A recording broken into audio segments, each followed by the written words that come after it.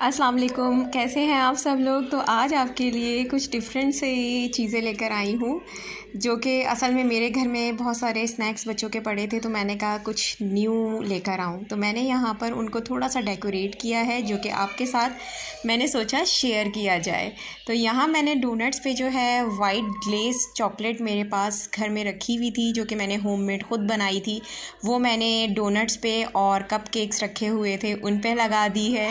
और यहाँ पर मैंने जो है वो थोड़ी पाइपिंग रेडी की है, पाइपिंग कोन्स रेडी की हैं, जिसमें ग्रीन कलर है, ब्राउन है और मेरे पास रेड कलर है।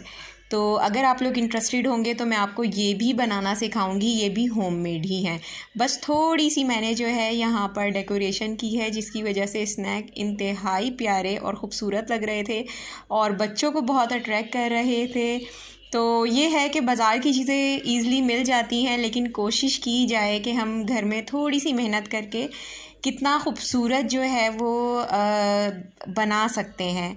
तो आप लोग भी इस तरह से थोड़ी क्रिएटिविटी किया करें। मुझे बहुत शौक़ है, मुझे ऐसा लगता है कि मैं इस पे अपना आर्ट वर्क दिखा रही हूँ।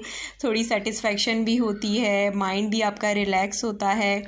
और इतने कलरफुल स्नैक्स थे ये कि बच्चे जो हैं वो बहुत एक तो खुश हुए और बहुत खुशी से उन्होंने खाया। और हेल्दी भी हैं इसलिए क्योंकि घर के बने हुए हैं। आपको बाज़ार से इस तरह के स्नैक्स मिल जाते हैं, लेकिन ये है कि हेल्दी नहीं होते।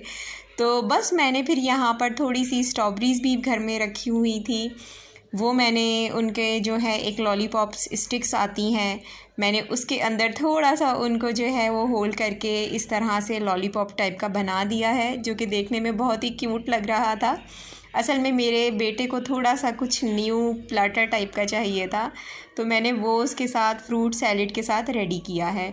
बस उसको थोड़ा सा जो है वो डेकोरेट किया है।